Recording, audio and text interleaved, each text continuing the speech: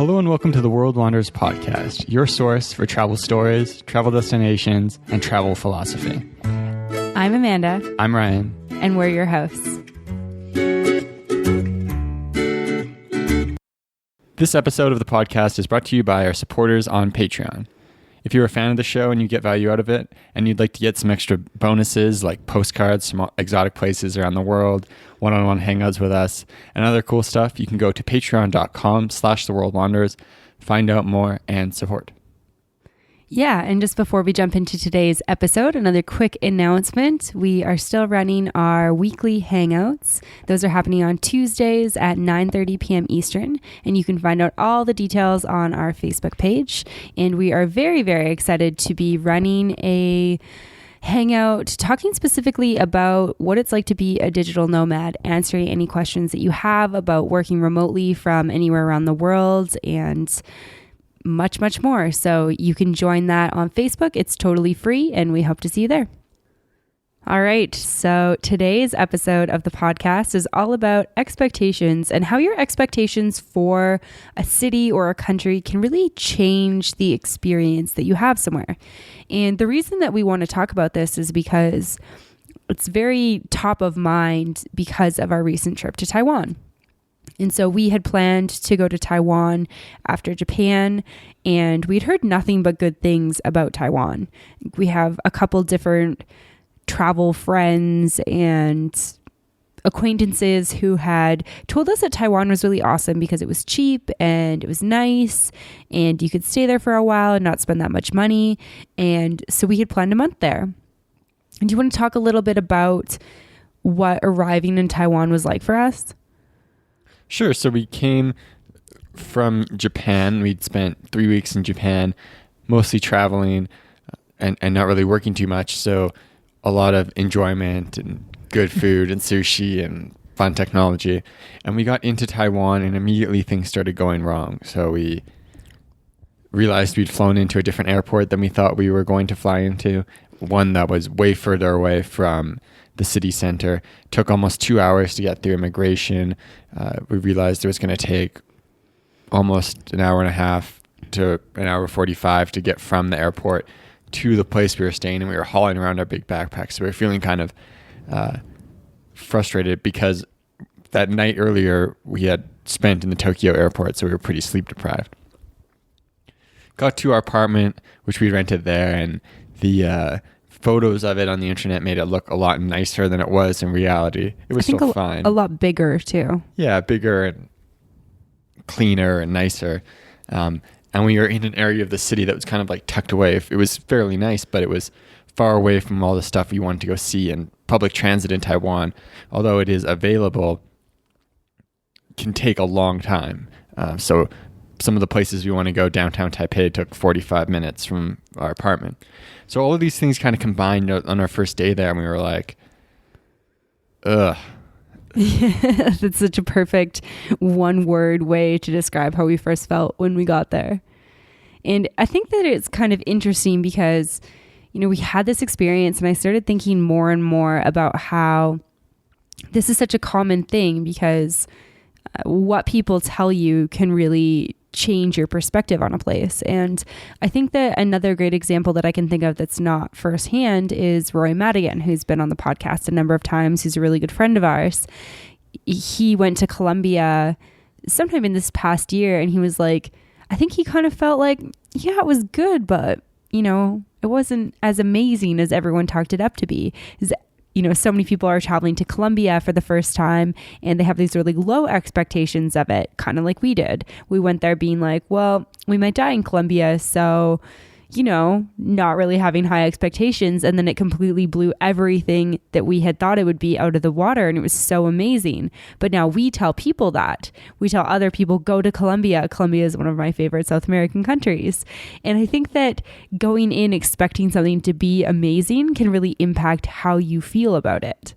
Yeah, absolutely. I think Colombia is a really good example because we went in with such low expectations. We had one person we knew who had been, who we hadn't really talked to too much other than like getting a few recommendations.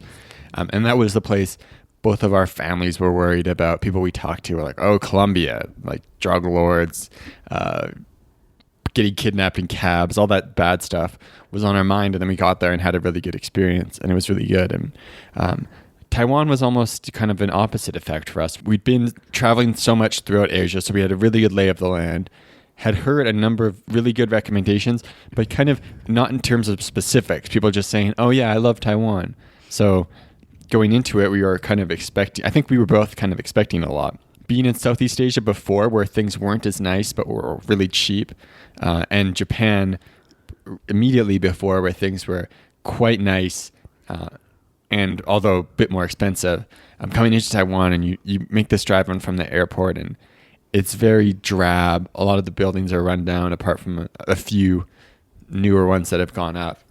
And then you start just like getting around and feeling like, oh man, I kind of wish I was back in Japan. I feel like for our first week, that was something that I thought like, I was going to say once a day, but I feel like it was like once every couple of hours. Like, why did we leave Japan? And something that I think that played a part into it, which you kind of touched on, was in Southeast Asia, it's so affordable that I feel like it's forgivable when things are crappy. It's like, oh, this place kind of sucks, but I can spend $5 a day. So it's like, it's okay. And in Japan, it's completely the opposite, or even Korea. It's expensive, but it's so nice that it's fine. Or Macau, Hong Kong as well. And Taiwan is kind of not as expensive, but I feel like it can get up there with those, Hong Kong, Singapore, Japan, South Korea prices, yet it's not nearly as nice of a place as any of those. And so it's kind of like, well, I'm here and it's like not that nice and it's kind of expensive. So, what is there to offer? And I think that was something that we struggled with our first little bit, especially because we love Japan so much. It's like, why didn't we just stay in Japan and pay a little bit more, but have really, really nice stuff and really good infrastructure and great places to stay and that sort of thing? Yeah, because when you looked at our accommodation costs and the costs for our first few meals we were eating out, it was really comparable to Japan. And then as our trip in Taiwan went on, we moved to a different area, got introduced to some new areas of the country and then also of Taipei, found some really cool stuff, started eating street food a bit, and really had our experience, it turned around and we ended up really enjoying it by the end. But just that initial clash of expectations was pretty big, and that's kind of what we wanted to focus in on with this episode. Yeah, and so for somebody who's listening who has maybe experienced this or has an upcoming trip that they want to ensure that they don't experience, do you have any tips for kind of like turning it around? Like, so say you arrive somewhere and you're like, wow, this is so far from what anyone told me or what I read or what I expected, and I don't really like it. Do you have any tips for dealing with that? So I think the first thing I'd say would be to, when you're getting recommendations and advice in advance, focus more on like facts and details and things to do than on opinions. So if your friend tells you, oh yeah, Colombia is amazing, I love Colombia, etc., those are a kind of value judgments that they've made that don't really help you inform your own expectations in a good way. But if they're like, oh yeah, go here, do this, I liked these specific things, then that kind of gives you more information. Other than maybe if you're deciding about, okay, I want to go to Europe this summer, I need a few options.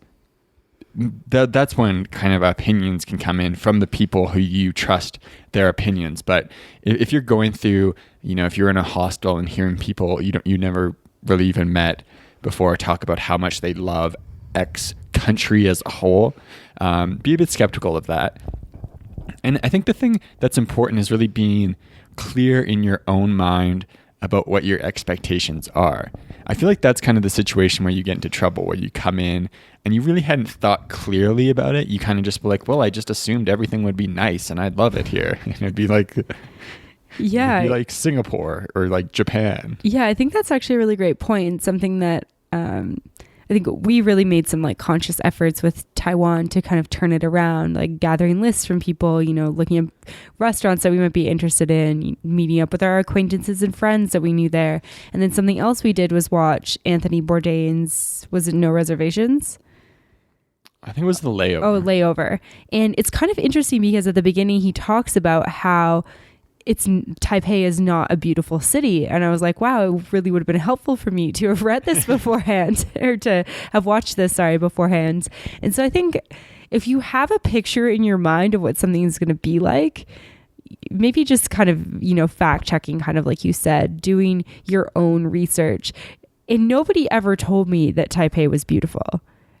Yet somehow I went in with that expectation. And I think that I equated people that I knew really liking it with, oh, it must be a really pretty, visually appealing city, because I usually like really visually appealing cities. And something that's kind of interesting along that, I think Seoul in South Korea is kind of a good example, because I had read a blog post that somebody wrote on the internet, something about how Japan had ruined, almost every other Asian country for this person. It's like, I went to Japan, and after Japan, I didn't like any other big Asian city. Like going to Tokyo made me hate every other Asian city. And it was talking about how Seoul kind of sucked compared to Tokyo. And so I kept that in mind as I was doing research for Seoul, and as I was making plans for Seoul, I was like, okay, there's a good chance that I'm going to hate Seoul. And then not hate, but not find but it like as not really, enthralling, not really like it that much. And I showed up there, and I was like, oh, this is so much better than that blog post made it out to be, and I actually really loved it.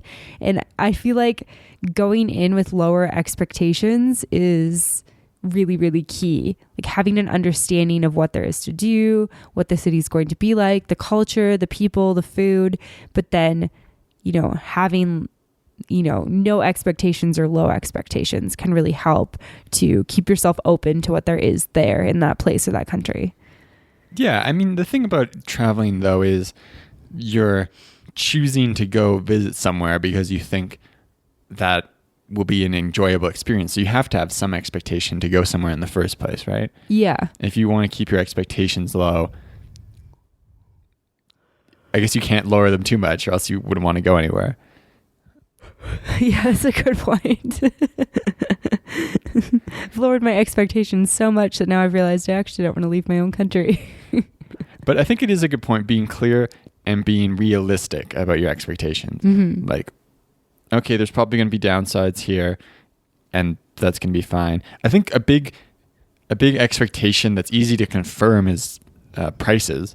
Don't just assume a place is going to be cheaper because you've heard that it's not quite as nice, or because it's geographically located close to other places. Yeah, I think that doing your own research when it comes to that is also important, because cheap to you and I might be different than cheap to, Bob and Susie, our friends who I just made up, for the point of what I'm talking about. But it's like, if Bob and Susie make 3 times as much money as we do and only have 3 weeks vacation in a year, what they think is cheap is probably a lot different than what we think is cheap. And so doing your research into prices, so that, and not just trusting, your friends or a blog post or anything, like actually doing your own research on that type of thing. Yeah, this is something that came up towards the start of our Asia trip, where we flew straight to Singapore, and we got to Singapore and we really enjoyed it. But we met a few people along the way who had done almost the opposite, come from Southeast Asia to Singapore, and thought, God, this place is so expensive, I can't handle it. And kind of didn't enjoy it because of the price. But for us, because our price expectation was comparing everything to Canada, we were like, oh, you can actually eat pretty cheap here. Oh, going out for a nice meal is comparable. Going to a movie is comparable. So the prices weren't shocking to us. Yeah, I think that that's a really, really great point to touch on, is where you come from has played so much into what you're going to think of a place. And I know we talked about this with Gary Arndt a little bit in his interview, talking about a place like India. If you have traveled to other developing countries, India is probably not that scary and overwhelming and crazy to you. Yet if you have never left the United States and India is the first place you travel to, that's probably a massive, massive culture shock. And that can play a huge difference into how you feel about that place and what your experience is like. And I think there's certain things you can do to kind of prepare yourself for this, but I think it's kind of just the nature of traveling. We all have different experiences in our lives, and you can never really unknow what you know. So you're always going to build off on the experiences that you've had in the past. Yeah, something that jumps to mind for me is going through Brazil when we were backpacking South America and having, it was enjoyable. It was fun. We were kind of like bumming it on the beach, and then getting to Buenos Aires for the first time and just being like in love with that city because, there was nice restaurants that we could like afford to eat at and nice grocery stores you could go to get food and all this stuff. And part of that experience and that like deep enjoyment of it was caused because we'd spent time before in places where we couldn't get all that stuff.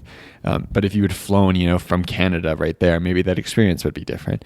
So I think it's something to think about when you're planning your trip as well, to think about going to the expensive places at the start of your trip so it's not as extreme of a price shock later on, and maybe doing stuff like leaving the highlight. If you're going to Japan, maybe go to a couple other places, Asian places before, and then go to Japan at the end. Yeah. I feel like Japan's a tough one because Japan is like the coolest country in the world, I think. So it kind of just like ruins you for all future travels. I don't think that's true. Maybe not. But just, I think it's just important to know that Japan is, somewhere like Japan is very cool. So if you go to Japan, you're not going to get the bullet train in a lot of other countries, and you just can't expect that. You're not going to get the service and the cleanliness and the organization. You just have to recognize that not every country is going to be like that. But yeah, I think you make a really great point about how planning your trip kind of with that in mind is really key. Like if you had a trip to Europe planned and, flying to somewhere like Spain or Portugal and then going to somewhere like Luxembourg after, or even London, or somewhere in the UK, it might be kind of shocking to go to those places because they're going to be so much more expensive than Spain and Portugal. And you might enjoy yourself more if you go to the more expensive places first, have that great experience, go somewhere cheaper. You're going to love that place because it's so affordable, and yeah, kind of planning your route like that. Yeah, I guess so. I was kind of thinking specifically about Asia, where you're going to like really cheap places after. But yeah, if you're going, maybe even the opposite, if you're going somewhere where your first 3-4 countries are comparable on price to your home country, and then your very last stop is the expensive place, because then you're kind of with that like, fuck it, vacation's over. Is that what we did? Kind of, eh? A little bit. Well, that's what, kind of with Korea, Japan. And so you kind of asked this question before, but once you get to a place and you kind of realize that, wow, my expectations are out of whack with what's really going on here, how do you proceed then when you're kind of like, well, you could be like us and try to change your flight, which is something we did do out of Taiwan. Well, we didn't try to. Well, I went into engaged with the possibility. Yeah, I looked it up. It was just too expensive. I'm really grateful that didn't work out though, because I think that is kind of an instinct. It's like, oh, I don't like this. I want out of this situation. And depending on what the context for your trip is, it might not be possible to change your flight, or you might not have the flexibility because you have things booked and that sort of thing. For us, we have flexibility to move around, and we were like, we should use that. I'm grateful that didn't work out because we got to really learn more about Taiwan and enjoy it. But to answer your question, I think something that was really helpful for us was looking at the things that we really like doing and finding those activities. So we went to the southern part of Taiwan. We met up with a friend who runs hiking trips. We did a hike with him. We were able to get into nature. We found a really great smoothie salad bar. We just found the things that we really like doing. So thinking about, what do I love in a place? we like working in fun coffee shops. Okay, let's find a fun coffee shop. I really like good like vegetarian food. Let's find like a couple restaurants we could eat at. Let's try some of the street food. Let's have locals experience. Is there anyone we know here that we could meet up with? And I think that doing all of those things kind of really turned our viewpoint around of Taiwan specifically. Yeah, I think this is one of the big lessons I've learned from traveling. I think I could say we've learned is that although your first impressions may be good in a number of ways, oftentimes they're not really correct. And almost everywhere we've been where we've had kind of a negative first impression, we've always found like a bright side to it later on. And your ability to get a feel for a city and a country over the course of a few days is really non-existent. Like it's going to take a long time. And so for us in Taipei, the place we happened to be staying in, it was far away from the kind of downtown central areas, and it kind of made us feel a bit isolated. That was kind of a more expensive area. So that kind of influenced us. And I think we had 3 weeks booked in that spot. Well, we had originally planned a month, and then when he came to collect our money, we backed that up a little bit. But what really turned it around for us was a change of scenery, going to a different city, getting out into nature, and then coming back to Taipei after we stayed in a different area of town, which we didn't really know it existed. We just happened to find a spot there. And then that area was really cool, had really good really good local food. We got out and explored more food-wise and found some cool stuff that we liked. It was way closer to different things, so we kind of felt more excited about going out and seeing things, and that completely changed our vision of Taipei around. Yeah, and I think that brings up a really good point, how sometimes your location can really make or break your experience, or it can really influence how your experience is depending on like where you stay. If you stay out of a city center and you spend a bunch of time on public transit and it's difficult to get to the things you want to see, it's kind of uninspiring to go do things. There's something to be said about being central, for sure, being in a good location when you're in a place. And I think that finding those good locations, even if it's a bit more expensive, can really, really make your trip completely better and different. Yeah, especially when you're maybe if you're doing like digital nomad work or something where you're kind of splitting your days between exploring and having things to do. Because if you're far away from the things you want to see and you've got to do stuff all morning and then it's like 3 p.m. and you're like, well, we could go do this thing, but it's going to take us an hour to get there and an hour to get back. Then you're like, maybe not. Yeah. So having a good location that maybe not pushes you to go and see things, but just makes it easier to make that decision to like get out and go see a new area of the city makes a big difference. So I'd say if you found yourself in a situation where you're like, wow, my expectations were really out of line with what's going on here, the kind of steps we've taken is like try to find some inspiration. So for us, if there's like a No Reservations or Parts Unknown or another TV show that we like, Departures, something that we like that has good content around that place where we can find out some stuff, we like to pop that in. Getting a change of scenery, maybe that's moving to a different place in the same city or changing up your trip and moving to a different city.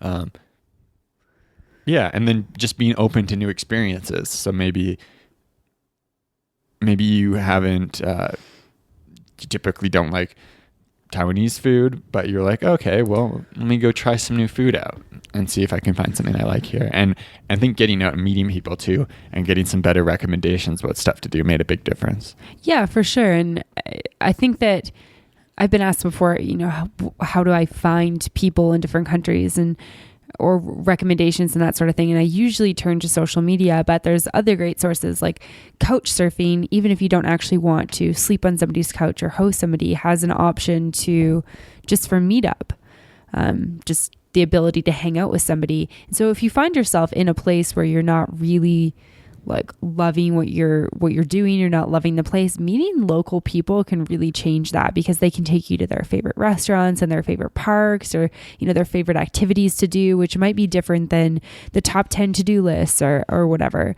So Couchsurfing is a great resource for that. Meetup.com is a great resource for that. Finding people that you can hang out with if nobody within your network, lives or is visiting that place can be really, really helpful.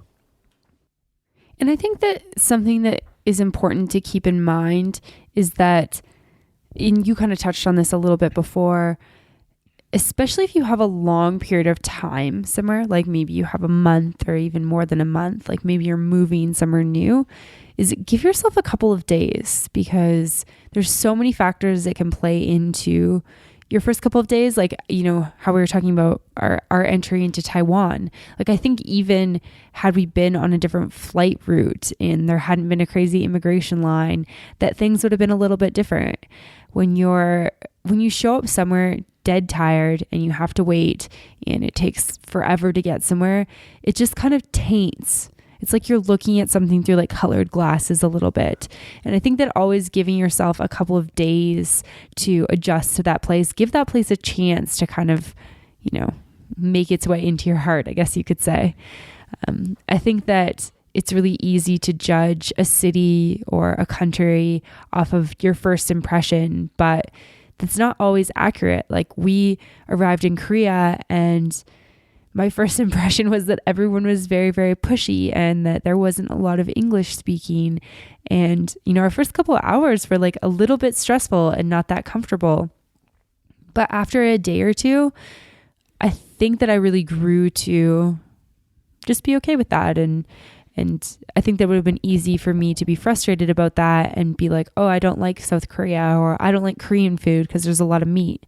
And I kind of thought to myself, okay, well, I'll just, reframe this in my mind and give Korea a chance and, see what there is to offer, and, Google some places that have vegetarian food, and Google some places Google some different types of food that it doesn't have meat in it. And I feel like that really kind of switched it around for me. And it's interesting just thinking about how Taiwan was immediately so like, oh, whereas Korea could have been like that. But I think that we just didn't allow that to happen, or maybe it's just because we had a week there. I don't really know. I mean, and I think legitimately I prefer Seoul to Taipei. Yeah, same. But I think also when you arrive somewhere and you have a long time there, I think that it's a lot harder to kind of get over that initial like, oh my God, I don't really like this place. Yeah, because they're like, oh, I committed to spending 21 days here. It's kind of like, oh crap. Yeah, I mean, we were talking to my friend Tanya while we were in Seoul, and she said that she got turned down for a job in Myanmar, in Yangon. And I was like, oh man, well, I wouldn't want to sign a 1-year contract in Myanmar. I feel like that's the type of place where you show up in Yangon and you're like, oh shit, what have I done? And of course, everyone has different preferences, and that's my own personal opinion and how I think that I would be like that. And I think that a lot of what was kind of overwhelming or uncomfortable about being in Myanmar was totally tolerable because we only had 16 days there. It's like, okay, I know I'm going to Bangkok after this, so it's fine. I can deal with this because I'm only here for so long. So I think that how long you are somewhere can definitely play a part in it. Yeah. So to kind of wrap everything up, I guess I would say when you're gathering information before your trip, be aware of other people's opinions.